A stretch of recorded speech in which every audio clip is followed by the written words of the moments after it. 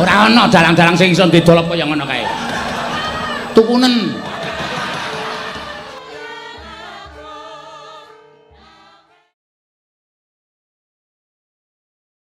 Mas Gatot ini kan orang dikenal YouTuber lah, YouTuber yang berangkat dari iseng. Oh iya. Ya, tapi kemudian beberapa waktu lalu sudah silver button, bahkan hari ini itu sudah 130.000 subscriber. Iya, alhamdulillah. Saya hitung konten yang diunggah sudah 800-an lebih, jamnya sudah tidak terhitung lagi, banyak lah. Iya, alhamdulillah. Iya.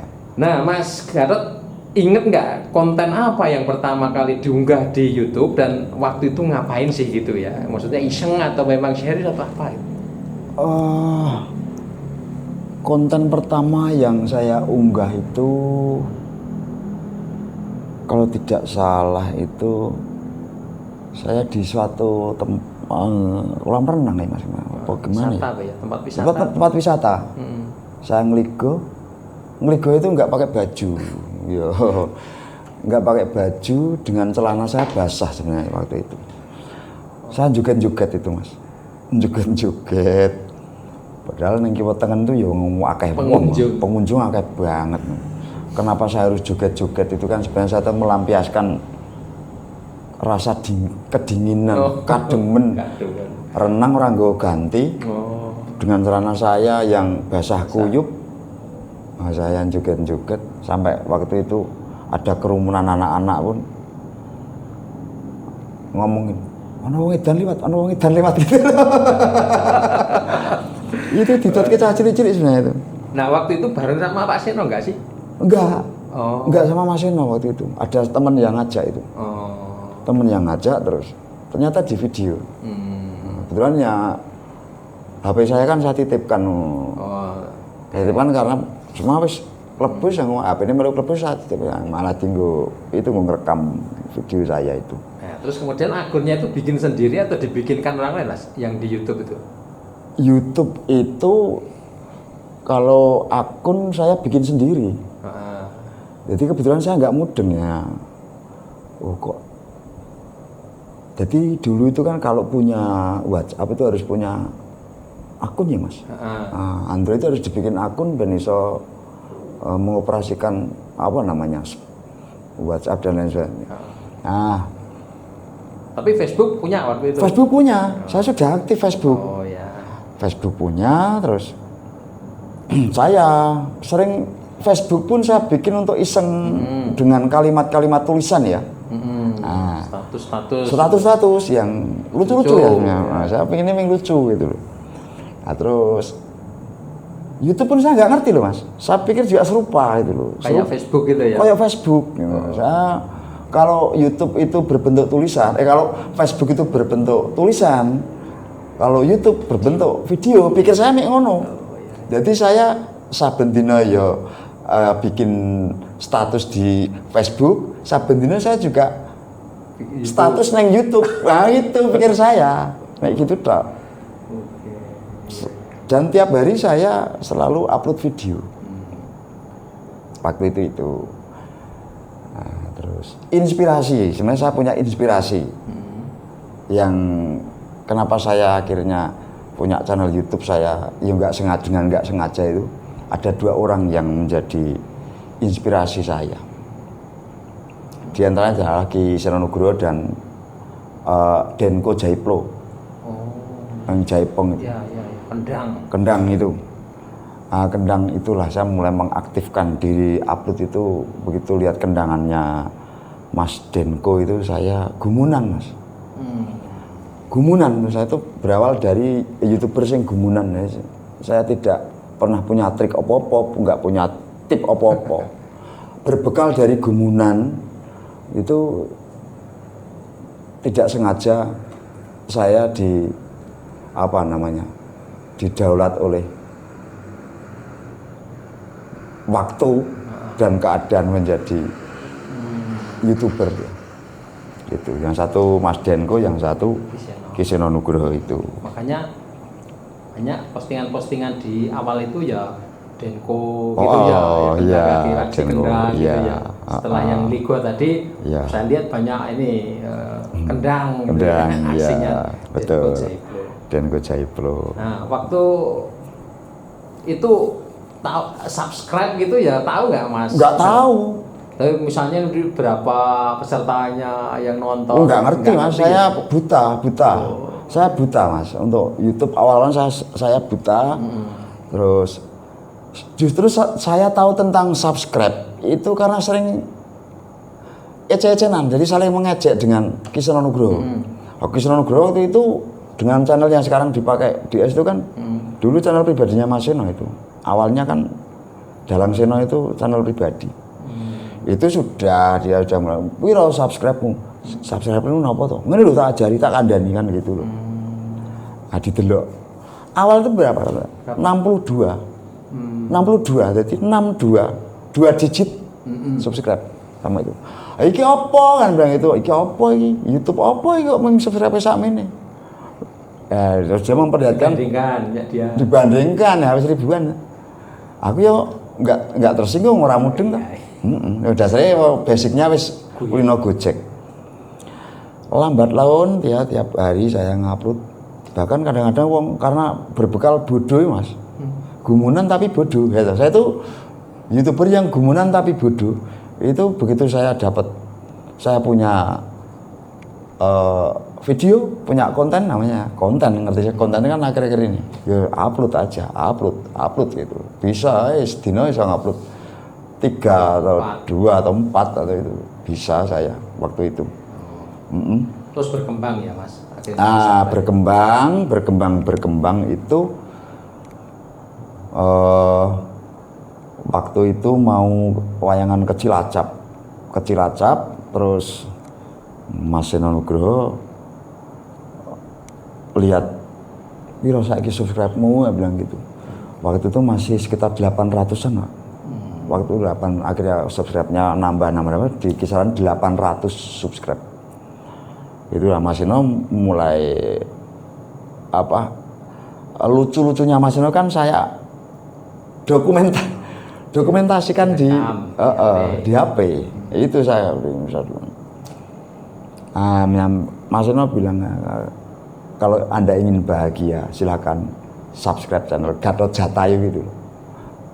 Dari situlah kita sudah mulai.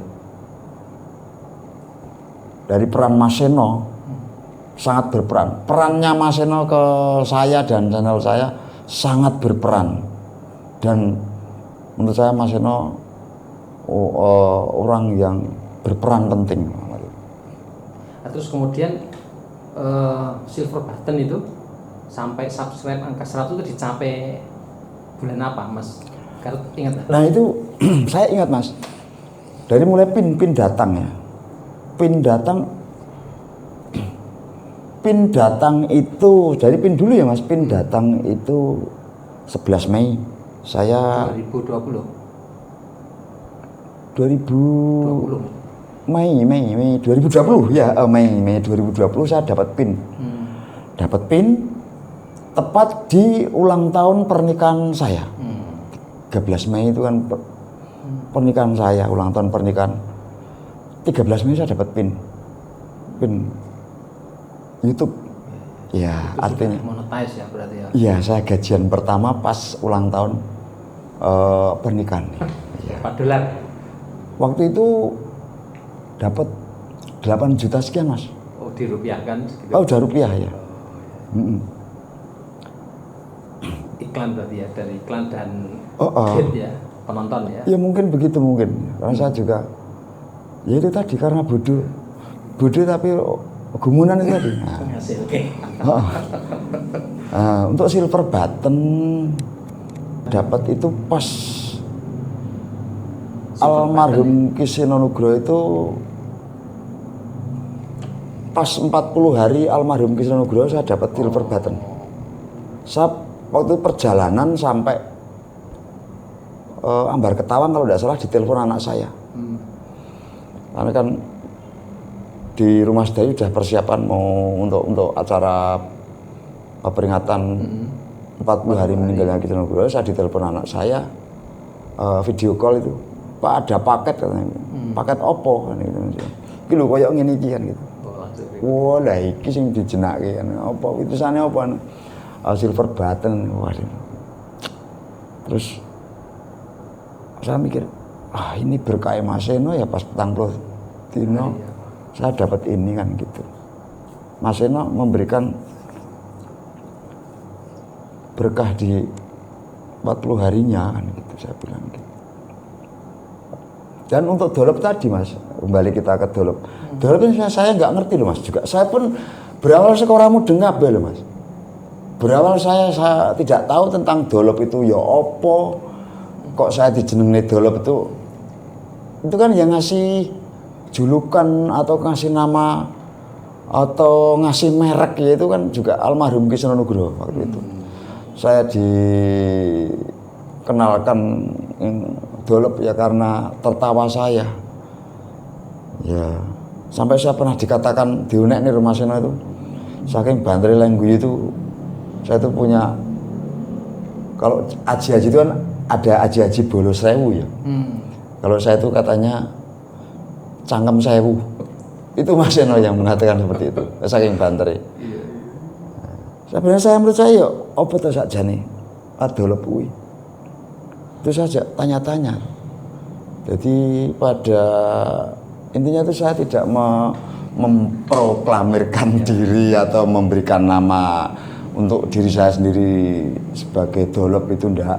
Tapi ini memang murni dari Ki Seno Nugroho yang memberikan julukan itu.